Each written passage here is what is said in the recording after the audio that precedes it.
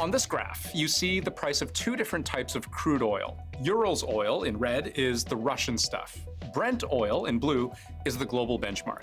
You see how they track almost identically. But look what happened when Russia invaded Ukraine about 2 years ago.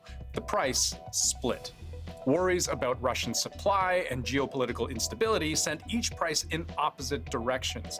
The price of Russian crude plummeted. And this big gap would eventually form the foundation of a novel idea to hamper Russia's war effort by hitting it where it really hurts. Because Western allies have agreed to put a cap on the price of Russian oil. This is the story of the Western attempt to cripple Russia's oil industry and how Russia may actually have emerged stronger for it. The first thing to know is that Russia is one of the biggest oil producers on the planet. It extracts and sells about 11% of the world's supply, putting it effectively on par with Saudi Arabia and really only behind the United States. Last year, it produced almost 10 million barrels of crude oil a day. That is its single most important source of revenue. And that money buys missiles, tanks, drones, guns, and ammunition. Hit Russian oil, and you hit Russia right in the gut.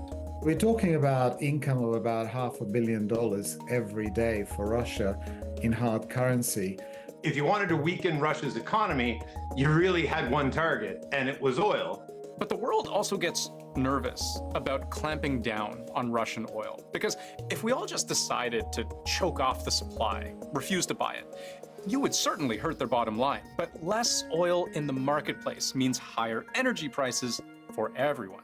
$3.79. That's almost $1 more. Thanks, Putin. The aim was to keep Russian oil flowing so there wouldn't be any price shocks like there were with natural gas, but also to reduce income to the Kremlin. So enter the idea of a price cap. A plan was hatched about 1.5 years ago to impose a limit on how much Russia could charge for its seaborne crude oil, $60 a barrel. That was about $24 under the market average, so they'd be selling at almost a 30% discount. And the goal was to walk this fine line where you cut meaningfully into Russia's oil revenue and its ability to fuel its war effort in Ukraine, but don't cut deeply enough that oil actually stops being profitable for Russia. The world still very much needs Russian oil. The West just wanted to shrink its margins. Now, you might be asking, why would Russia agree to that? Like, can't Russia sell its oil for whatever it wants to charge? And surely someone will buy it. Well, yes, except for one thing. For decades, Russia has relied on Western shipping infrastructure to move oil on a global scale. It's just easier to use the existing global shipping network because everybody uses it. Greece, for example, has one of the world's largest merchant fleets. It's a major player in oil shipping. It agreed to the price cap. In fact, the entire G7 group of nations agreed to the price cap. Together, they're responsible for ensuring something like 90% of the world's ocean-going trade. And that's important because, just to give you an example, if you want to sail through the Suez Canal, you need insurance. In a very meaningful way, Russian seaborne oil is financed by the West. If Russia wanted to continue to use the shipping industry writ large, so ships that have insurance, ships that are registered, then it would have to sell that oil underneath the cap that was set by the Western nations. So Russia could continue using registered shipping vehicles with insurance as long as it sold its oil at under $60 a barrel. If anyone was caught transporting Russian oil that cost more than that, they could be punished. But Russia found a way around it all. Russia has spent many months and billions of dollars creating a so-called shadow fleet of oil tankers. The hunt is on to buy up the rust buckets of the high seas for transporting Russia's oil. Each year, there's a number of ships that go into scrap. They're scrapped because they're too old, and usually under normal circumstances, reputable oil companies would not even use them because they're too bad. However, those were the first cheapest ships and the easiest ones to basically either buy or lease. Think of it like a kind of parallel shipping network, but one where the ship owners, operators, registration, insurance, even locations at any given time are shrouded in mystery. And architects of the oil price cap don't like it. We are aware that there is a parallel fleet. There's no denying that. And we know that it has also grown significantly, which is slightly unwelcome. I want to show you something. So Bloomberg has done some really outstanding journalism on this shadow fleet and how Russia uses it to sell oil on its terms, not the West's. So we're here in the Gulf of Lakonikos. We've spent over 2 hours coming here by boat.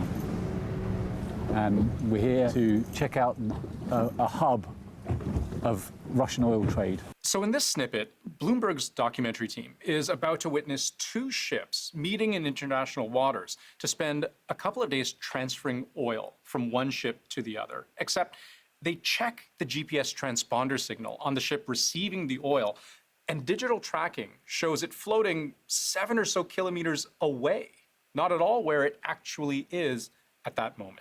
Somebody is doing something to make that ship appear somewhere else. This right here is the shadow fleet. You've got two tankers that the owners aren't clear. The insurance isn't clear in terms of the depth of the insurance. The flag is as bad as it gets. These are shadow fleet tankers. And then they report there are more than a dozen similar vessels, part of the same fleet, floating nearby, either doing the exact same thing or getting ready to. The International Maritime Organization that regulates shipping worldwide knows this is a problem. Canada, the United States, and Australia have all complained that more ships are illegally turning off their transponders, going dark, before transferring oil in international waters as a way of dodging sanctions. Now they're able, even under tighter sanctions, to circumvent those sanctions and actually supply the markets that they want because these are their own vessels. So oil leaves Russia at a declared price of no more than $60 a barrel using the West's shipping network.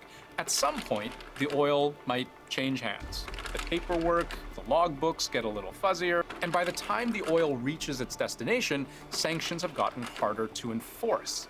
The actual sale price winds up being well above the price cap.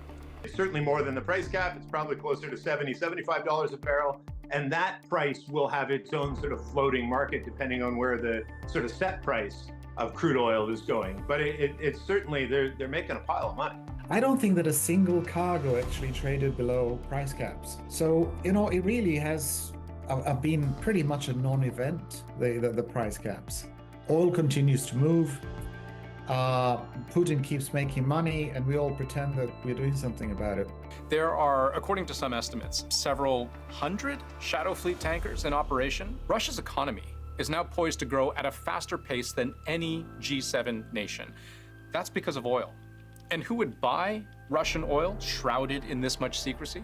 You can see the amount of oil that shipped to Europe in the past 2 years, and it's really fallen off a cliff. And then you look at the amount of oil that has shipped to Asia, primarily India and China, and that's really gone through the roof. But once you start moving a significant amount of product outside of that system, we're blind to it. We have no idea, frankly, how much oil is being shipped, what people are paying for, where it's going, what it's being used for. And this poses all kinds of problems.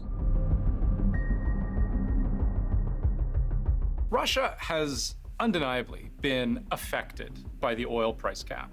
Even if Russia continues to make billions a year, it is charging less per barrel than it could otherwise. And consider how much it's had to spend circumventing the oil cap. Every dollar it spends on tankers, it's not spending on tanks. We also know that the cost of creating and maintaining this infamous shadow fleet is around $2.25 billion in just 1 year. Like if you figure a single T-90 Russian tank costs somewhere around $5 million to replace, you can do the math. $2 billion could have bought 400 tanks. But consider what this price cap has compelled Russia to do. It has effectively reshaped the shipping industry to its advantage. We don't know who they are. We don't know what they do. Everything is gone under the radar. And this is risky because what underpins almost every law we have about how to ship oil through international waters is the fact that if any of that oil spills, it is dangerous, it is damaging, it is very expensive to clean up. And the ships Russia has folded into its shadow fleet, they're often at the end of their lifespans. They're elderly.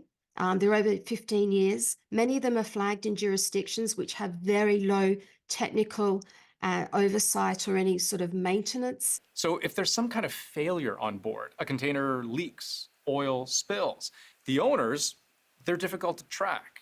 The accountability. Sometimes these ships are registered in countries that don't even border water.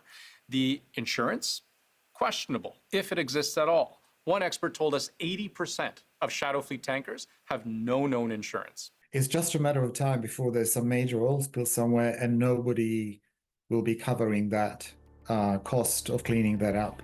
Experts we spoke to told us Russia's shadow fleet may very well be violating international law, whether it's laws governing ship registration, insurance, safety standards, or pollution safeguards. It's also becoming more deeply entrenched in the world oil economy. And if it turns out this shadow fleet is here to stay, it's hard to know how that story ultimately ends.